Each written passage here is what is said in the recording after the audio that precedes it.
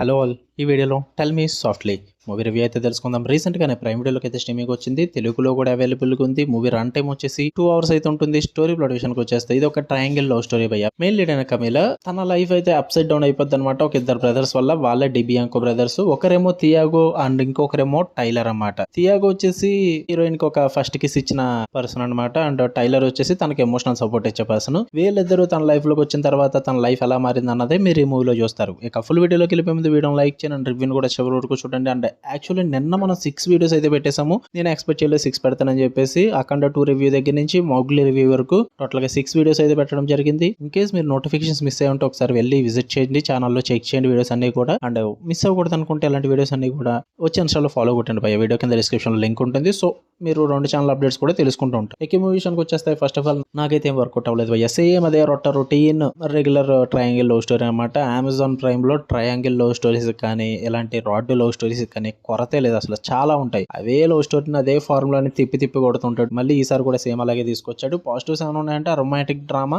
Emotional beats అక్కడక్కడ work out అవుతూ ఉంటాయి. అండ్ మెయిన్ లీడ్స్ పర్ఫార్మెన్సెస్ బాగుంటాయి. అండ్ ఆ లవ్ ట్రయాంగిల్ టెన్షన్ కూడా కొంచెం బాగానే క్రియేట్ చేసుకున్నారు. ఇంతకు మించి అయితే వర్కౌట్ అవుతుంది. నెగిటివ్స్ విషయానికి వచ్చేస్తే మొత్తం ఫార్మాలిక్ వేలోనే ఉంటుంది. ఇంతకు ముందు మీరు ఏ ట్రయాంగిల్ లవ్ స్టోరీ చూసినా సరే కానీ అందులో ఉండే ట్రూప్సే ఇందులో కూడా ఉంటాయి, కొత్తగా అయితే ఉండవు.